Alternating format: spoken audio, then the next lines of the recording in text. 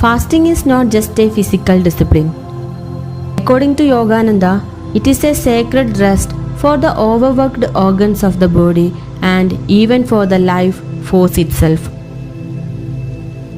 When you stop constantly feeding the body food, water, air, sunshine, something miraculous begins to happen. The life force, no longer dependent on external crutches, starts to awaken its independence. It becomes self-sustaining. But look at the modern world. We overeat nearly 365 days in a year. We eat not when the body needs nourishment, but when the clock tells us or the palate demands it.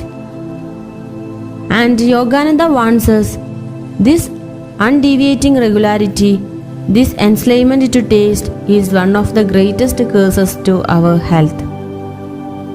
To enjoy food is natural, but to become a slave to it, that is the bane of life. Yogananda teaches that life force, not food, is the true sustainer of the body. And mind, not medicine, is the key to lasting healing. 3/4 of the cure lies in the mind. When the mind wakens, when it becomes a slave to the body's demands, it begins to surrender its power.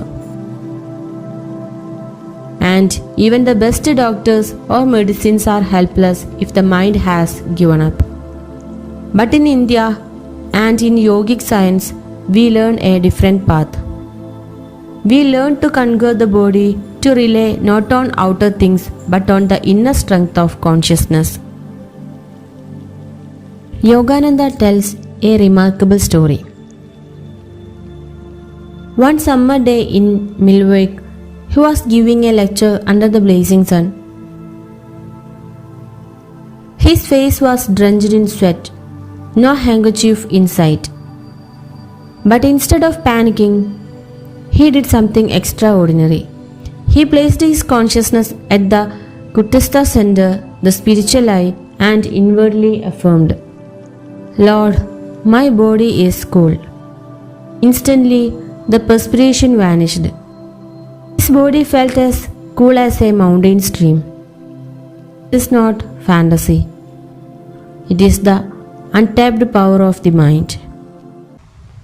Yoga is not magic, sword swallowing or crystal gazing, but it's the art of super living as discovered by the ancient sages of India in 1500 BC. If the Western brothers only could learn the methods of the yogis, then they would learn to live 100 years in perfect health, happiness, and great success. You people do not sleep correctly and allow your sleep to be disturbed by the mental movies of dreams.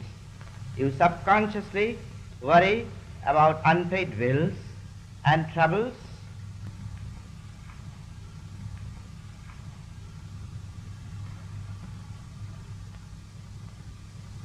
The reason for lying in this posture is to keep the internal organs floating in the tray of the chest and abdomen free from any pressure.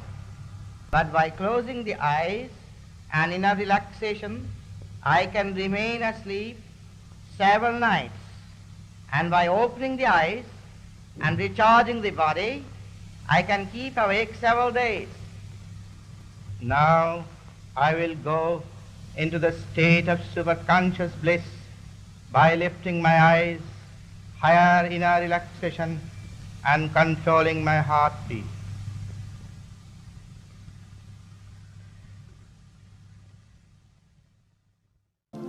You don't have to deny the body. You don't need to be a fanatic. But you must begin to recognize the deeper truth. Your mind, when trained, can command the body. Your life force, when awakened, can sustain you beyond imagination. Skip a meal now and then. Withdraw your mind from cravings. Little by little, you will discover You are not a slave to the body. You are not dependent on the world outside. You are a master born to rise, with the mind as your servant and the soul as your guide.